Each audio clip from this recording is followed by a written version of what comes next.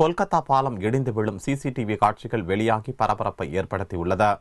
கொல்கத்தாவில் நெரிசல் மிக்க பரா பஜார் பகுதியில் கட்டப்பட்டு வந்த மேம்பாலம் இடிந்து விழுந்ததில் பலர் பலியாகினர். இடிபாடுகளில் சிக்கியவர்களை மீட்க ராணுவம் போராடி வரும் நிலையில் பாலத்துக்கு அருகே உள்ள கட்டடத்தில் இருந்த சிசிடிவியில் பாலம் இடியும் காட்சிகள் தெளிவாக பதிவாகியுள்ளன. அடுத்த சில வினாடிகளில் தங்களுக்கு என்ன நேரப்போகிறது என்பதை அறியாமல் சாலையில் நடந்து செல்லும் அப்பாவி பொதுமக்கள் மீதும் வாகனங்கள் மீதும் பாலம் இடிந்து விழுந்து நசுங்கும் காட்சிகள் பார்ப்போரை பதற வைக்கும் வகையில் உள்ளது. பல ஆண்டுகளாக இந்த பாலம் கட்டப்பட்டு வந்ததால் அன்றாடம் பல தொல்லைகளை அனுபவித்து வந்த நிலையில் இப்போது உச்சபட்ச வேதனையாக பாலமே இடிந்து தலையில் விழுந்துள்ளதாக பாரா பஜார் வாசிகள் வேதனை தெரிவித்துள்ளனர்.